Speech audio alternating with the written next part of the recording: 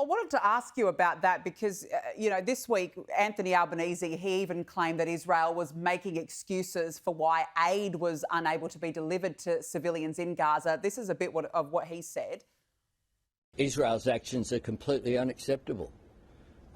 It is outrageous that there be a blockade of food and supplies to people who are in need in Gaza. We've made that very clear by signing up to international statements. And those comments have received praise from Palestine's representatives here in Australia. Chris, has this reached Israel? What are Israelis telling you about Australia's stance on this issue? Look, it sure has, Danica. They're appalling statements, and that's misinformation effectively from our Prime Minister. He's not alone. Of course, other world leaders are saying this. The idea that Israel is starving people in Gaza is a lie. It's more of the Hamas propaganda we hear. The problem here is Hamas. All of the international aid, billions of dollars of it that has been sent in, even in the last 19 months since the war began, of course, has been distributed by Hamas. And Hamas has stockpiled it. Hamas has been charging people money for the aid, using the money it gets from its own civilians to, of course, pay its terrorists and buy weaponry. So this has been the problem, and Israel has dealt with this, and Israel is now looking to get aid in through other means, have other organisations distribute it. So it's not aid that is held hostage effectively by Gaza and used to perpetuate the conflict. But this is the sort of demonisation you get of Israel the whole time. You've just got to think about it. People need to think about the facts here.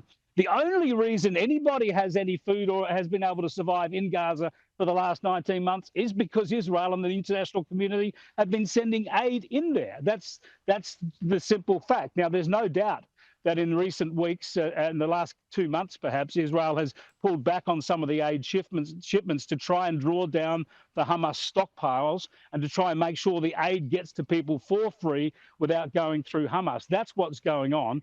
And of course, aid is flowing into Gaza as we speak. It has been doing so in recent days. But this is the key. The key here is Hamas. The key is not Israel. The key is to make sure the aid goes directly to Palestinian people, not to Hamas, so they can profiteer from this aid that is given by the West, given by Western countries, on the basis that it should go to Palestinian people for free.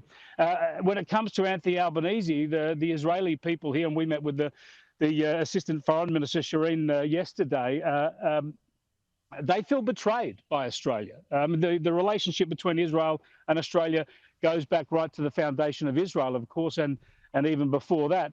And Australia's always been a strong partner for Israel, but Australia is now jumping on the bandwagon and criticising Israel instead of putting the pressure on Hamas. And Australia's comments have just joined that sort of European UN line of attack. They've even got people in the Australian Parliament now, like Ed Husic, talking about sanctions.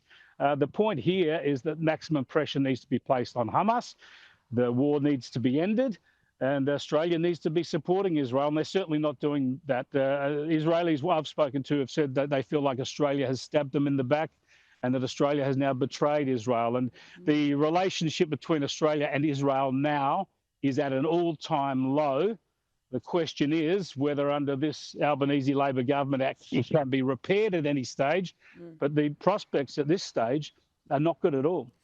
No, it's not good at all, and it's such a shame that the focus is never on Hamas. Never on Hamas. Yep. It's always on Israel, and that is the problem. Chris Kenny, good to catch up with you live from Jerusalem. Thank you so much for joining us on the show this evening. And, of course, Chris Kenny will be back next week, and he'll be sharing all of his experiences and all those conversations he's been having with people on the ground there with you next week. So do make sure that you tune in.